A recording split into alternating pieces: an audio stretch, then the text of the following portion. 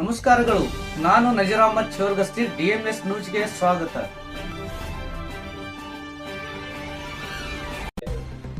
ಮಾನ್ಯ ಲಕ್ಷ್ಮೀನಾರಾಯಣ ನಾಗವರದ ಒಂದು ರಾಜ್ಯ ಸಂಚಾಲಕರ ಒಂದು ವೃತ್ತಿಯಲ್ಲಿ ಒಳ್ಳೆಯ ಒಂದು ಸುಸಜ್ಜಿತವಾದಂತಹ ಒಂದು ಸಂಘಟನೆ ಇದುವರೆಗೂ ಯಾವುದೇ ರೀತಿಯಿಂದ ಒಂದು ಕಪ್ಪು ಚುಕ್ಕೆ ತರದೇ ಇರುವಂತಹ ಒಂದು ಸಂಘಟನೆ ಯಾವುದಾದ್ರೂ ಇದ್ರೆ ಅದು ಲಕ್ಷ್ಮೀನಾರಾಯಣ ಅವರ ಒಂದು ಸಂಘಟನೆ ಅಂತ ನಾನು ಹೆಮ್ಮೆಯಿಂದ ಹೇಳ್ಕೊತೀನಿ.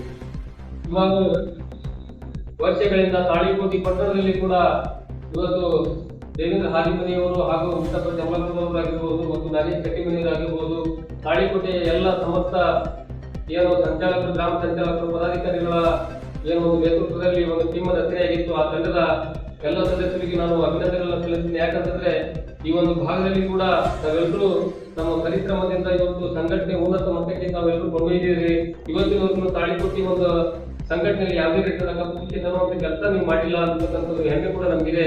ಹಾಗಾಗಿ ಈ ಮುಂದಿನ ದಿನಮಾನಗಳಲ್ಲಿ ಇವತ್ತು ತಾಳಿಕೋಟೆ ತಾಲೂಕಿನ ಪದಾಧಿಕಾರಿಗಳು ಮತ್ತು ನಗರ ಪದಾಧಿಕಾರಿಗಳು ಮತ್ತು ಹೋಬಳಿ ಪದಾಧಿಕಾರಿಗಳನ್ನು ಆಯ್ಕೆ ಮಾಡುವುದಕ್ಕಾಗಿ ಎಲ್ಲ ಹಿರಿಯ ಮುಖಂಡರು ಕೂಡ ಆಗಮಿಸಿದ್ದಾರೆ. ಈ ಒಂದು ಸಭೆಯನ್ನು ಉದ್ದೇಶಿಸಿ ಪ್ರಾಸ್ತಾವಿಕವಾಗಿ ಯೋಗಿ ತಳವಳಿಯವರು ಮಾತನಾಡುವುದು